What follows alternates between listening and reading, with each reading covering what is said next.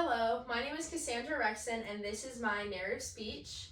So this is my cheer team here. This is Laura, this is Ella Benson, and Riley, and Colby, and Lily. Okay, my speech is called Flying Solo. Yeah. So 2025 for me, one of my best friends told me was my year. I learned a lot. I found my own personal style. I found out what friendships really matter to me. I got in really good shape, and I feel like I accepted more parts of myself. And 2025 gave me experiences that taught me what my life will be like soon. In less than 4 months, I'm gonna graduate. In less than a year, I'm gonna be moved out of my parents' house, and my life is gonna completely change. So I feel like certain points in 2025, I got a glimpse of that, what independence is gonna be like. And change is inevitable. Everyone is always on a journey. You're always learning more about yourself, and learning lessons until the day you die. And okay, so more than a few months ago, I was coming off a high from the summer, so September, I think. I had a lot of money from my lifeguarding job. I had time to hang out with my friends before school got very serious with classes and homework. Cheer wasn't very serious yet. So I was only a week into the school year, and my schedule was easy. Junior year, I took so many APs and hard classes, so I was used to such a hard schedule. But then going into senior year, I had 2 free periods, and it was pretty easy. And there was just a lot to look forward to, and I've always been a busy person, but this weekend of September was particularly busy. It was very packed. It was scheduled literally down to the minute. I was in 3 different states. It was the week of homecoming. I was a cheer captain, so I had to focus on my leadership with that as well. And I flew alone for the first time. I got lost in an unfamiliar city. And there were some things I learned the hard way. Okay, as you guys know, I know all of you know this, cheer can be very consuming your time, your energy, your whole life, mentally and physically. We're all here right now at nationals for those of you that didn't know. Hundreds of miles away from home, that is very consuming, and this is how I felt in this first week of September. Consumed by my obligations, but excited for the new experiences I was gonna have that week and the year to come. Okay, so the first notable thing that happened was I turned 18. 18 is such a pivotal moment for most people. You're officially an adult, legally you're an adult, and people are gonna treat you differently and all of that. Even if there's nothing specifically different going on in my life, saying I'm 18, being 18, that's adulthood for most people. Even you guys know, fast passes here at Disney, you have to be 18. And that's just, there's new opportunities and things that you can do. So yeah, that happened, and my parents let me have a little birthday party that week. So sort of just learning how to plan things and stuff like that happened. But yeah, it was a very busy week, so I was learning how to schedule my time and be grateful what my parents allow me to do with it.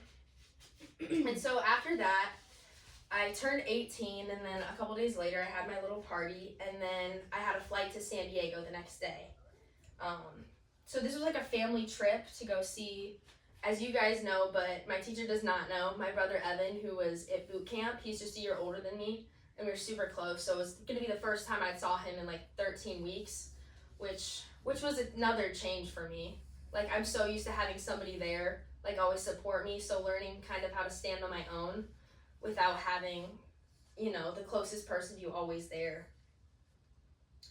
So for me specifically with my family, I wasn't gonna get to fly with them because I needed to come back and for homecoming, be at my homecoming things, be at my cheer responsibilities. So I had to make these flights by myself, and I tried to get on the wrong flight because my grandparents were in this one line, so I got in line, they get on the plane, and then they're about to scan my ticket, and it's oh, your flight's not for another hour. And so that was just a really embarrassing thing for me, but also just a learning opportunity that, I can ask for help if I need it, and embarrassing things happen, and I need to get over it. But, I could have it could have been so much worse. Like, what if they told me, oh yeah, your flight already went, you know? Mm-hmm. So just like realizing I need to be aware of my surroundings, I need to be aware of my schedule, and like, you know, when somebody's not going to be dragging me through the airport, nobody's going to be dragging me through life like that. I need to learn how to do that. So then the next day we were in San Diego. We saw the ocean. That was the first time I'd seen an actual ocean. I've been to the Gulf of Mexico, but that's not like an actual ocean. So that was very cool. And another learning experience that happened for me was I actually got lost because my family was going to pick up Marie, my brother's girlfriend. And so I was like, hey, can I just go on a walk by myself, whatever? And they're like, yes, just, it's going to get dark soon. And normally I just blow them off because they don't let me go on runs or anything, like by myself at home. So I blew them off, like, it's fine, like, I'm going to get home. They're not even going to be here. They're going to the airport to pick up Marie.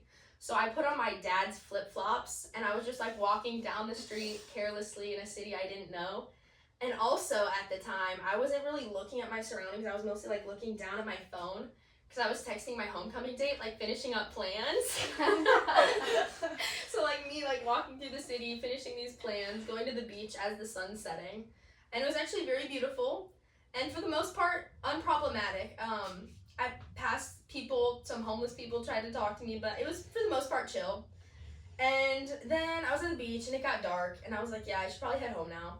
I start walking back. My dad's flip-flops are too big, so I have to take them off, and I'm walking barefoot. And it gets to the point where I get lost, and I completely do not know where I am. My phone had died, and I realized I wasn't looking on my way there, so now it's dark. My parents are going to beat me home, and I start running around the city trying to find our Airbnb. And so eventually I did find it. I was able to backtrack, find this one gas station, and then get back on our street, find the house. But I was sweaty at this point and out of breath, so I had to like run to my room and cool down as I heard the garage door opening and them pulling up. So it's just a moment of realization, like, oh my god, I need to be aware of my surroundings and like take things seriously when like my parents tell me them, because it's probably for a reason.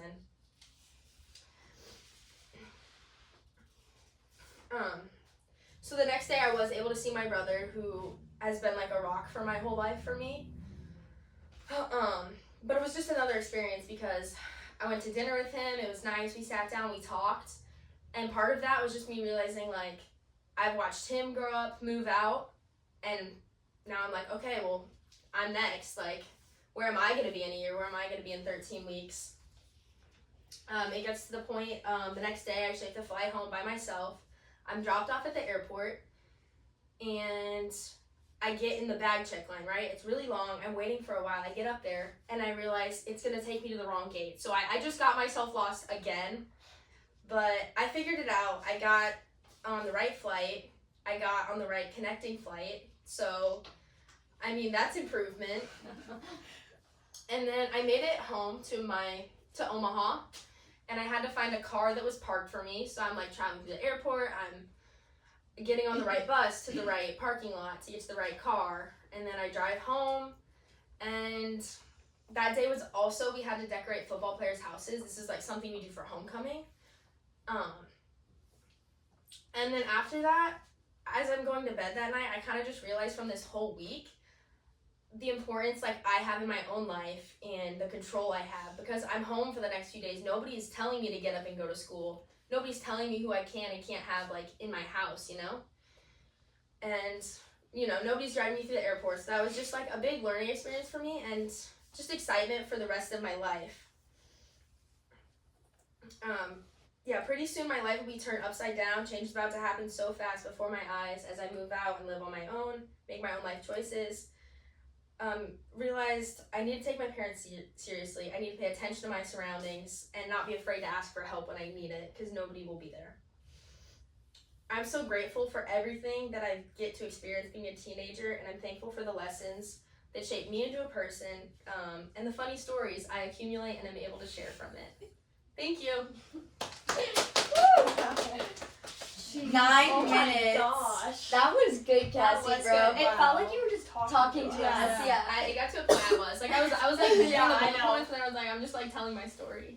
I know there was a point where she went like 5 note cards. Yeah, I was like I did those.